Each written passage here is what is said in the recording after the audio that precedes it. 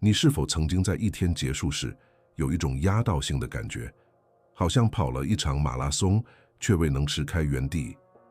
你是否觉得你的思想和情感就像一艘在猛烈风暴中的小船，被世界抛给你的每一个批评、每一个屁消息、每一个未实现的期望来回跑掷？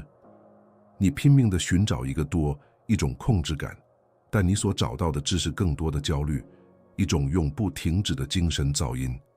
那个声音在地狱说你不够好，说你总是迟到，总是在反应。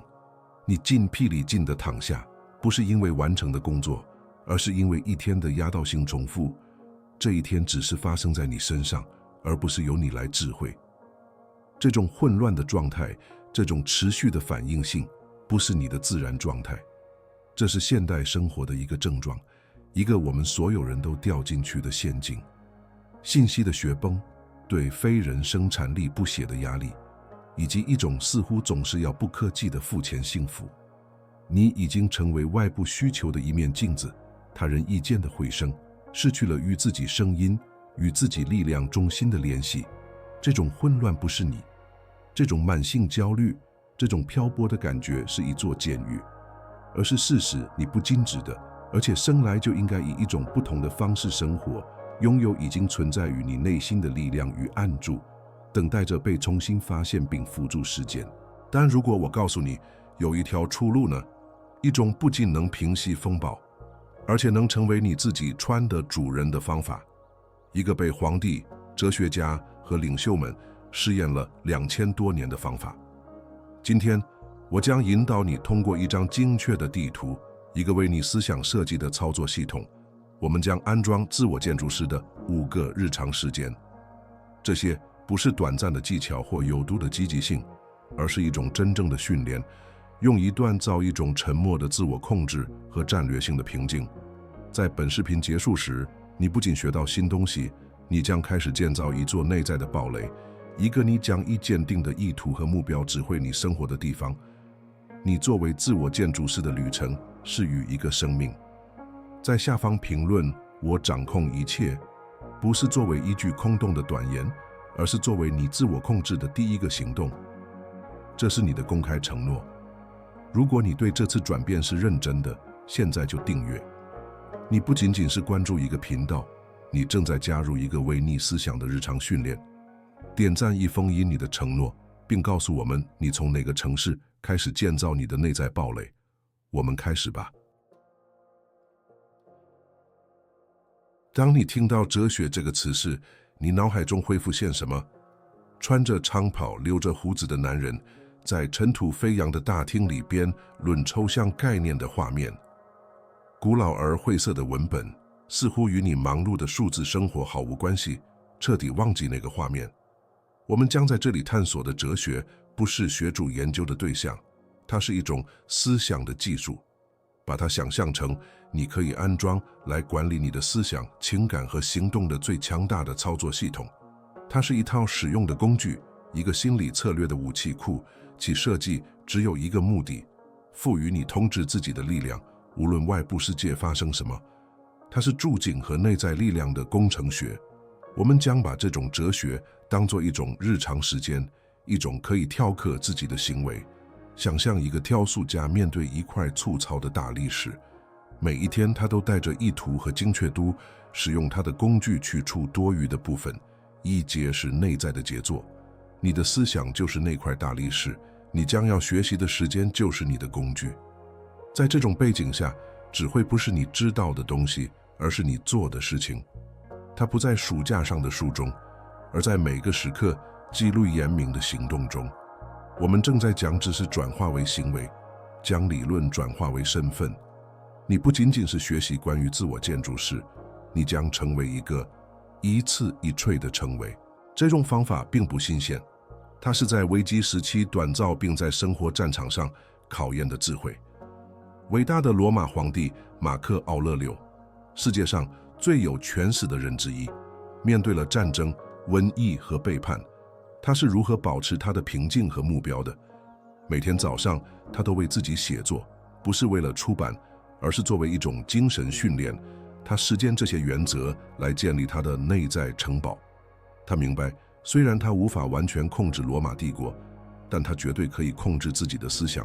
塞内卡、艾比克泰的这些伟大的斯多哥派大师都教到了同样的事情：真正的自由不在于按照你的意愿塑造世界，而在于塑造你对世界的回应。没有行动的理论是无用的，没有在日常生活中体现出来的智慧，只是装饰。因此，我们现在从为什么转向如何。接下来的5个时间是你新精神架构的支柱，它们不是模糊的建议，而是你给自己下的训练命令。它们是日常的联系，将把你反应性思想的粗糙大力，是转变为你理想自我的抛光雕塑。每一个时间都是一个工具，一个可以的动作，来建立你的内在堡垒，这样你就可以面对世界，不是作为环境的受害者，而是作为自己灵魂的智慧官。这是你的新训练方案，准备好。你一天的第一场战斗不是在交通中，也不是在你的电子邮件手键项里。第一场战斗发生在你睁开眼睛后的头5分钟。因此，第一个时间是最关键的，将你一天的头5分钟用来建造你的清晨城堡。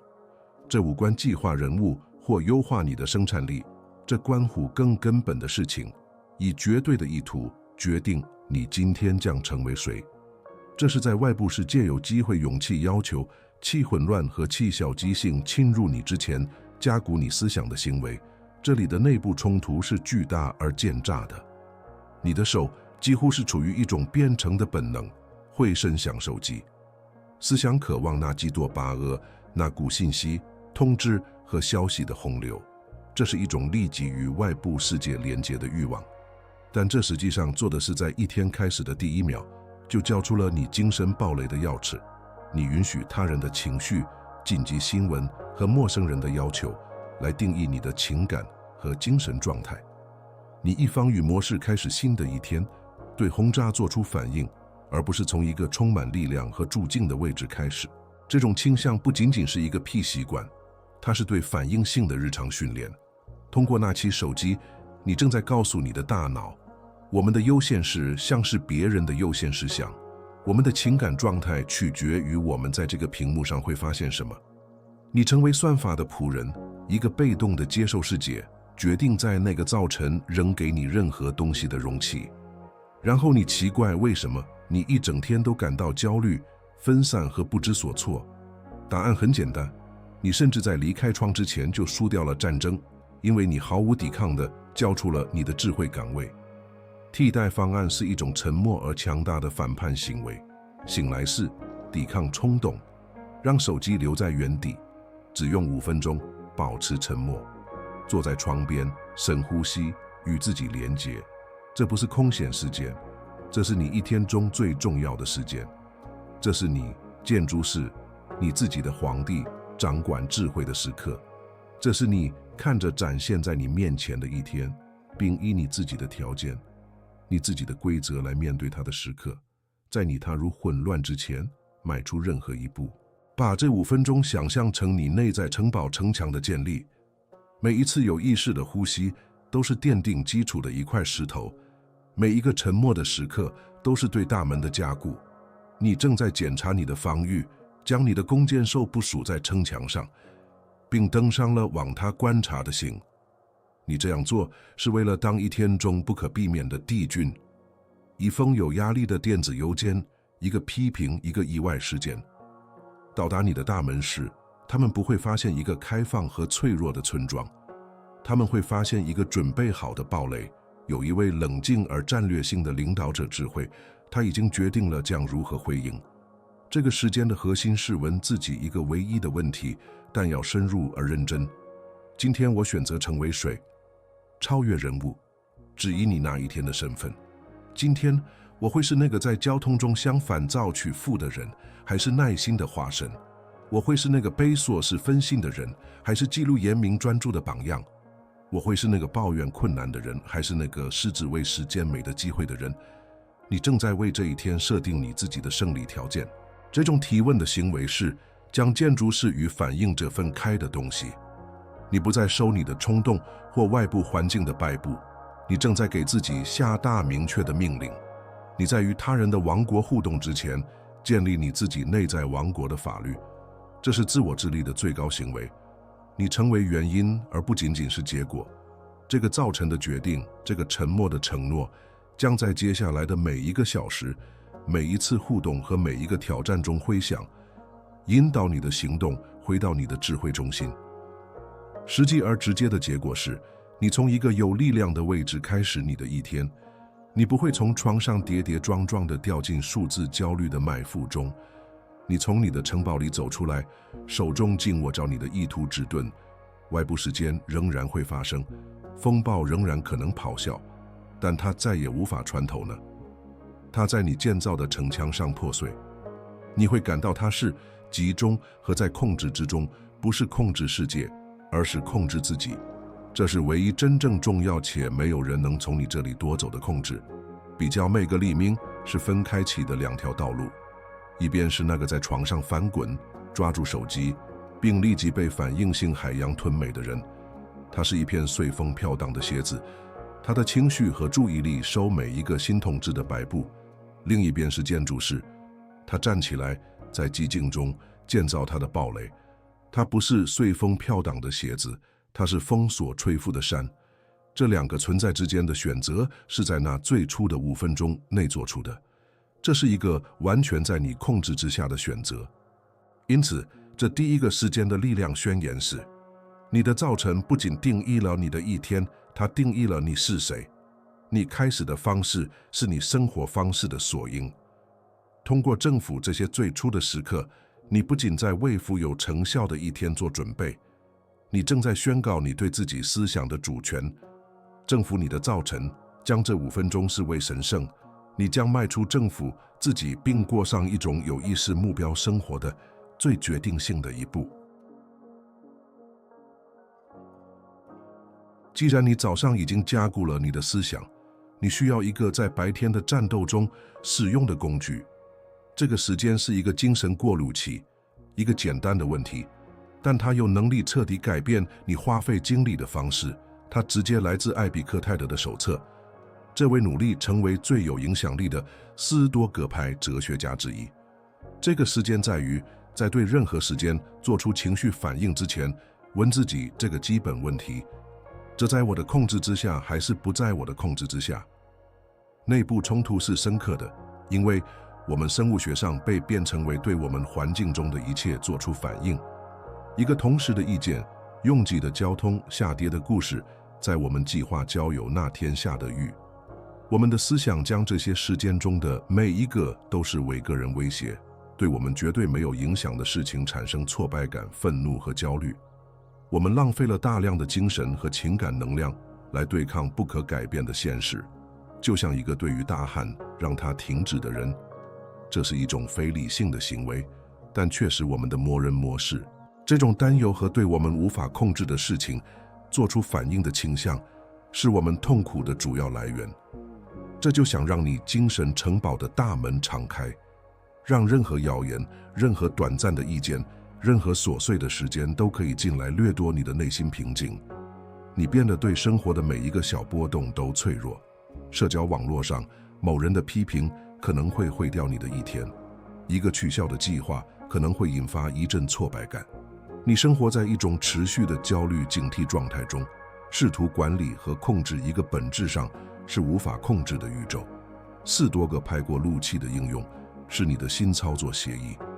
一个客户在电话里对你大喊，在愤怒生气之前暂停。问：他的行为在我的控制之下吗？答案是否定的。我冷静和专业的回应在我的控制之下吗？答案是肯定的。专注于此。你受到了一个令人担忧的医疗诊断。暂停。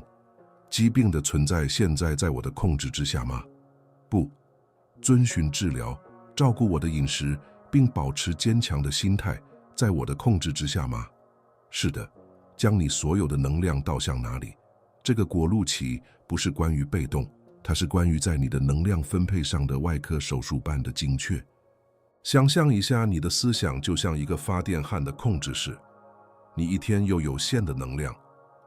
反应性的人将高压电缆连接到一切事物上，别人对他的看法、天气、政治、过去的错误。他的能量在千百个方向上消散，使他精疲力尽且效率低下。自我建筑师使用控制的过滤器，像一位大师级工程师一样行事。他看着每一个时间并问：将我的能量连接到这个会产生任何有用的结果吗？如果答案是否定的，他可以短开连接，为他实际上可以影响的事情保留他的力量。这个时间需要持续的训练，因为反应的习惯很强。一开始，你会在已经反应并感到沮丧之后才应用过滤器。不要灰心，这已经是进步了。你开始观察自己的模式，随着时间的推移，你将开始在反应期间使用过滤器。最后，通过持续的时间，你甚至会在情绪反应有机会劫持你的思想之前就应用它。你将开始通过一个新的镜头，一个清晰和力量的镜头来看世界，区分什么是你的事，什么只是背景噪音。建筑师的比喻在这里非常适用。一个好的建筑师不会在结构中不承重的部分浪费宝贵的材料，他确切地知道在那里防止加固钢材。同样，你的注意力和你的情感能量是你最宝贵的材料。控制的过滤器叫你停止将它们浪费在不能支撑你的和平与进步的事情上。你拒绝用无用的担忧来加固你焦虑的结构。你只在能够建造坚固持久东西的地方投资你的力量，你自己的行动，你自己的思想，你自己的品格。结果是巨大的解放。你恢复了以前被担忧和挫败感耗尽的大量能量储备。你变得更有效率，因为你的注意力像激光一样只集中在你所能改变的事情上。最重要的是，你达到了一种不依赖于世界完美的处境。你的内心平静变得无条件，因为它不在于外部结果挂钩，它来自于知道在哪里投入你的能量和在哪里 prost 放手的智慧。想象你获得的力量，别人的意见变成了他们真正的样子，只是他们的噪音。外部事件变成了他们的样子，需要应对的环境，而不是需要承受的情感危机。你不再在波涛汹涌的海上被来回炮制，你在灯塔里平静地观察着海浪，安全而稳定，因为你的基础是建立在你所能控制的岩石上，而不是在不可控制的流沙上。这个事件的力量宣言是：你无法控制风，但你可以也必须调整你的帆，停止打那些无法获胜的仗，停止对现实感到沮丧，相反，成为你自己领域的主人。你的选择，你的判断，你的行动。通过无情的应用控制的过滤器，你不再是生活游戏中的一个棋子，而成为那个意智慧和精确移动自己棋子的玩家。如果前2个时间在白天建立并包围你的堡垒，那么这第3个时间是建筑，是在晚上分析项目，以便第2天能建造的更坚固的地方。我们说的是使用日记，但不是你想象中的那种方式。忘了，亲爱的日记，今天我做了这个和那个。让我们重新定义日记，它不是时间的纪律，而是一种解剖工具。这是你分析你的决定，为未来挑战做准备，并在受控环境中训练你思想的私人实验室。内部冲突是认为写日记是一项乏味的任务，是在已经疲惫的一天结束时增加的额外负担。我要写什么？我的生活不够有趣，这是青少年的事情。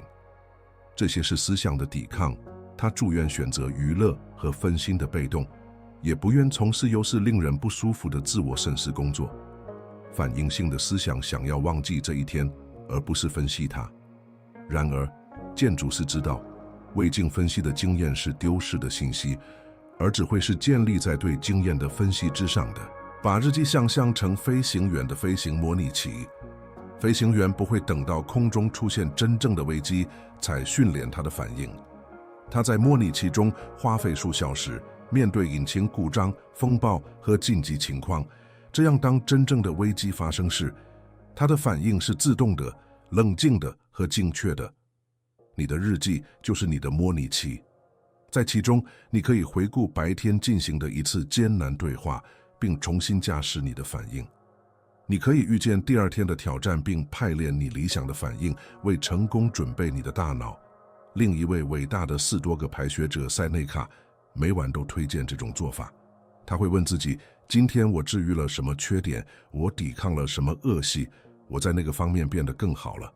这不是一个自我辩斥的练习，而是一种客观的自我评估。你的日记成为进行这种程式自我对话的地方。你不是在记录发生在你身上的事，你是在分析你是如何行动的。你在哪里遵循了你的价值观？你在哪里偏迟了？你在哪里成功地应用了控制的过滤器？你在哪里相反应性屈服了？雕塑家的比喻在这里很有力。在一天结束时，雕塑家不会把一块不该在他的作品上，然后忘了它。他退后一步，观察一天的工作，分析角度，感受质感。他看到哪里吹得太重，明天哪里需要更细腻。他计划接下来的动作。你的日记就是那个保持具体和分析的时刻。你正在看着你生活的跳速，不是带着评判，而是带着工匠的技术和充满爱的眼光。他首先希望创作以兼配的上气欠力的艺术品。那么，在实践中如何做到这一点呢？在睡前花10分钟，用一个简单的笔记本回答3个问题。第一，根据我自己的价值观，我今天做了什么好事？这训练你的大脑，识别你的生理，并加强积极行为。第二，我在哪里可以做得更好？这可以在没有内疚感的情况下，识别出成长的领域。第三，我为什么而感恩？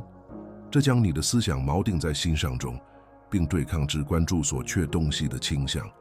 它简单、结构化且极其强大。这个练习将时间的流逝转化为进步。没有这种反思，日子只会堆积起来。有了它，每一天都成为一堂课，每一个错误都成为一位大师，每一次成功都成为你品格基础的一块砖。你不再自动驾驶，重复同样的错误，而是开始过上一种持续和有意识改进的循环。你实际上是在为你自己的思想编程，让它在第二天你睡觉时成为一个更好的版本。结果是你的个人成长加速。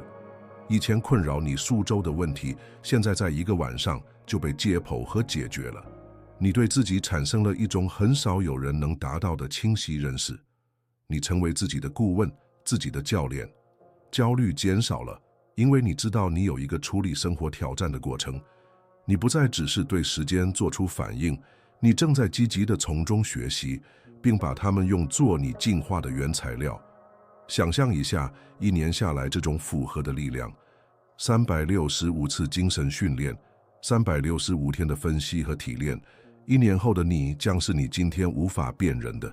当别人停滞不前，被他们的反应模式所困时，你将处在一条自我控制和智慧的上升轨道上。日记是确保你永不停止雕刻、永不停止完善你的杰作的工具。这个时间的力量宣言是：一个建筑师不会把结果留给偶然，他审查项目，他从前一天的结构中学习，以便明天能更聪明地建造。你的日记不是你过去的记录，它是你未来的蓝图。用它不是为了记述你去过哪里，而是为了已经确和意图决定你要去哪里。快讯：如果你已经看到这里，你不仅仅是在看一个视频，你是在参加一个训练。你是一小部分寻求比被动娱乐更多东西的人中的意愿，他们真正致力于成为自己生活的建筑师。为了继续你的训练，我们创建了一个名为现代10多个派的训练的特别播放列表，它包含其他工具和策略来深化你的掌握。在这里结束后，点击它并继续建造你的堡垒。现在我们进入第4个时间，最具挑战性和变革性的时间之一。这个时间对于我们现代文化来说，可能看起来是反直觉的。我们痴迷于对舒适的不懈追求。这个时间的概念简单，但其影响深远。在你的日常生活中，可以引入小的、可控的不挂行为，这无关受虐或为了受苦而受苦，而是一种旨在加强你的人性并扩展你意志力极限的精心计算的策略。这是为你灵魂的力量训练。内部冲突是明显而强大的。我们身体和思想中的每一种本能都呼唤着阻力最小的路径。当可以享受温暖舒适的领域时，为什么要洗冷水澡？当可以立即享受食物的乐趣时，为什么要通过间歇性进食来跳过一餐？当电梯就在那里时，为什么要选择楼梯？我们的社会建立了一个舒适的生态系统，使我们变得脆弱。我们被调教成相信所有卜卦都是派的，应该不惜一切代价避免。这是我们对生活中真实和不可避免的卜卦毫无准备。把这个时间想象成对抗逆境的疫苗，疫苗通过向体内引入一种微小且减弱的病原体来起作用。免疫系统学会对抗这种受控版本，并通过这样做变得更强大，准备好面对真正的疾病，如果它出现的话。资源不是你思想的疫苗。通过将自己暴露在冷水澡一种受控的卜卦中，你训练你的神经系统在受到冲击时不要恐慌，你教你的思想在压力下保持冷静。因此，当真实且无法控制的压力来临时，你将不是新手，你已经为此训练过了。斯多葛派是这方面的大师。塞内卡，罗马最富有的人之一，定期睡在地板上，只吃陈面包和水，并穿着简单的衣服，不是因为他需要，而是为了提醒自己两件事。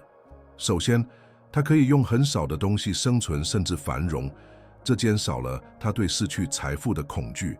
其次，为了增加他对回到正常生活是所拥有东西的欣赏，他正在训练自己比他的命运更强大，通过实践贫穷来不惧怕它。堡垒的比喻在这里更深入了。一个从未经受考验的堡垒会变得自满，他的城墙可能有看不见的裂缝，他的守卫可能在睡觉。资源卜卦是你内部的将军在进行攻击模拟演习。冷水澡是一次突袭，进食是一次模拟围攻。通过在和平时期经历这些考验，你识别并修复你防御中的弱点，你保持你内部的驻军敏锐、警惕，并为生活可能带来的任何真实战斗做好准备。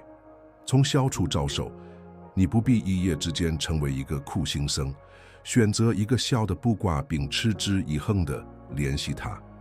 用冷水洗澡的最后30秒，在你的大楼里用楼梯代替电梯，一晚不睡枕头，每周进行一次16小时的进食。目标不是行为本身，而是你向你的思想发送的信息：我掌控一切，我决定什么是舒适了的或不舒适了的。我的精神比我的欲望和对舒适码的冲动更强大。这种训练重新校准了你与困难的关系。你不再将卜卦视为要恐惧的敌人，而是开始将其视为训练伙伴。生活变成了你的健身房，寒冷的一天不再是烦恼，它是一个练习你抵抗力的机会。工作中一项困难的任务不是负担，它是一个加强你注意力的练习。你开始拥抱挑战，因为你知道每一个挑战都是在自我雕塑上，在敲一锤的机会，使其更强壮、更清晰、更有韧性。结果是创造了一种积极的韧性。大多数人是脆弱的，他们在压力下会崩溃。有些人是坚固的，他们能承受压力而不崩溃。建筑是变得反脆弱，他利用压力变得更强。你培养了一种沉默的自信，相信自己可以处理任何事情，因为你每天都在自己的条件下练习处理事情。对痛苦的恐惧，这通常比痛苦本身更糟糕，开始消失。你知道你能承受，因为你以前已经承受过，是处于自己的选择。想象一下这带来的自由：免于失败的恐惧，免于损失的恐惧，免于卜卦的恐惧。当你资源面对小的困难时，生活中的大困难就失去了他们对你的大部分力量。你对命运的波动建立了一种冷静的漠不关心。你不再是你对舒适渴望的努力，你是自己的主人，能够在任何条件下有效的、平静的运作。这第4个时间的力量宣言是：在卜卦中训练的人不惧怕战斗。通过与资源的困难交朋友，你变得对非资源的你精无懈可击。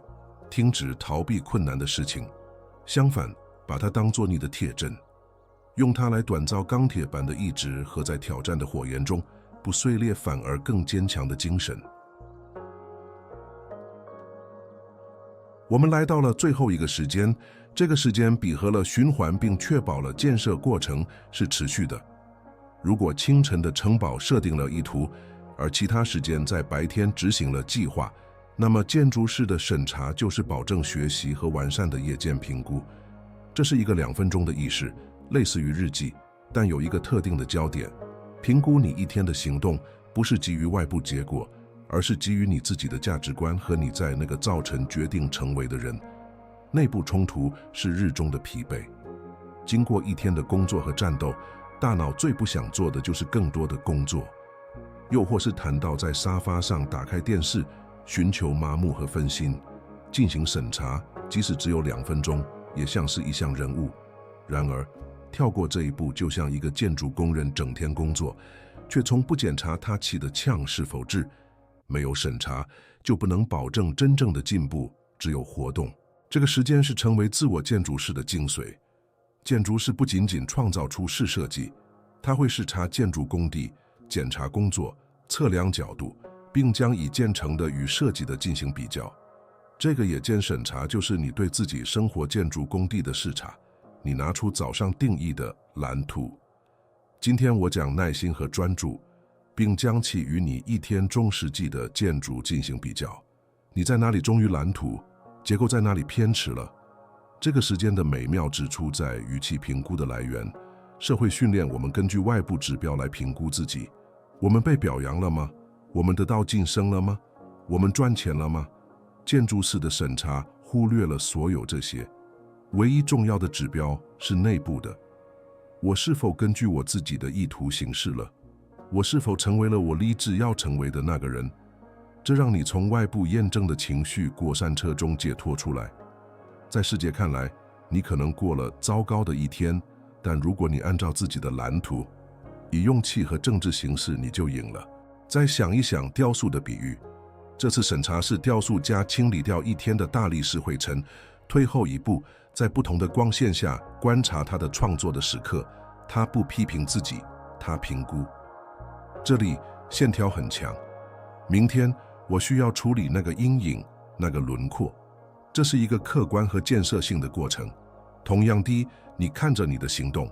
我在处理那个客户时，我的耐心很强。明天我需要锻炼我的记录，不要在社交媒体上分心。你正在计划第2天的早集。为了克服疲惫的抵抗，执行过程极其简单。睡前闭上眼睛2分钟，像快进电影一样会放你的一天。不要纠结于细节，只照出一个你行动完全符合你早上理想自我档的时刻，为此感到骄傲。然后找出一个你反应了、偏迟了你蓝图的时刻，不要感到内疚，只以科学家观察数据的中立态度去承认它。然后决定明天你如何调整你的方法。就是这样，一个承认，一个观察，一个决心。这个简单的过程持续时间，为自我发展创造了一个强大的反馈循环。它比合了你的意图和你的行动之间的汇率。它确保每一天，无论外部发生什么，都成为内部学习和成长的机会。你不再过中富的日子，而是开始过进步的日子。每一个日落都发现你更智慧一点，更强大一点，更与你正在建造的杰作对齐一点。结果是你成为自己价值的最终评判者。你的自尊与他人的意见和不可预测的结果脱钩，并锚定在你所能控制的东西上，你行动中的品格。这是真正的自由。知道自己政治的生活，无论可能出现什么风暴的自由。你躺下是不是带着对明天会带来什么的焦虑，而是带着工将工作的平静满足感，以及他第2天将如何提升其艺术的明确意图。这个时间完成了建筑师的结构。清晨的城堡竖起城墙，控制的锅炉气收为大门，资源的孵化训练是并日记分析站住，而建筑师的审查确保了总体规划始终被遵循和改进。他们共同构成了一个坚不可摧的系统，用于建设一个充满自我控制、目标和内心平静的生活。最后一个时间的力量宣言是：真正的成长不是偶然发生的，它是设计出来的。仅仅度过一天是不够的，你必须审查它。通过成为你自己行动的夜间评估者，你确保每一天无一例外都是照着你自己最强大、最正直版本的有意识的一步。你在词语的每一个意义上都成为你自己灵魂的建筑师。转变的旅程已经呈现。你开始这个视频时，可能感觉自己像是在现代生活风暴中漂流的一艘船，而现在你拥有了地图、工具和蓝图，可以成为自我建筑师。这5个时间不仅仅是技巧，它们是日常的意识，将以转移挖的建造逆思想建不可摧的堡垒，但没有应用知识只是4种。真正的改变从现在开始，从你的下一个行动开始。这不是视频的结束，这是你作为自己存在的有意识智慧观的第一天的开始。你的个人哲学不是由你学到的东西定义的，而是由你从这一刻起所做的事情定义的。因此，让我们封印你的承诺。如果这个信息与你的灵魂产生了共鸣，如果你在这些话中感受到了真理，那就把这种感觉转化为行动。点赞不只是一个简单的奠基，而是对你自己自我控制合同的认可印章。现在，在评论区做2个最后的声明。首先，为了巩固今天的教训，在你的脑海中用你全部的力量评论：没有什么能阻止我。让这不是一句空话，而是一个你将带入你与下一天的咒语。其次，如果你看到这一点，你已经证明了你的不同。你是少数几个能完成他们开始的事情的人之一，生命这一点。评论：我看到了最后，看看有多少其他建筑师和你一起在这同一旅程上。最后，真正的领导力不仅是建立自己，也是照亮他人的道路。你认识某个在混乱中迷失的人吗？某个被反应和焦虑的波浪跑来跑去的人，现在像一个人。你今天的最后一个行动，作为一个已经开始从力量位置运作的建筑师，是与他们分享这个视频。不要作为一个很酷的视频发送，而是作为一个工具，一直伸出的手。通过这样做，你不仅在分享内容，你在分享力量，你在帮助在你的堡垒旁边建造另一个堡垒，继续你的训练，勤奋练习，并建造一个成为你自己意志的艺术品的生活。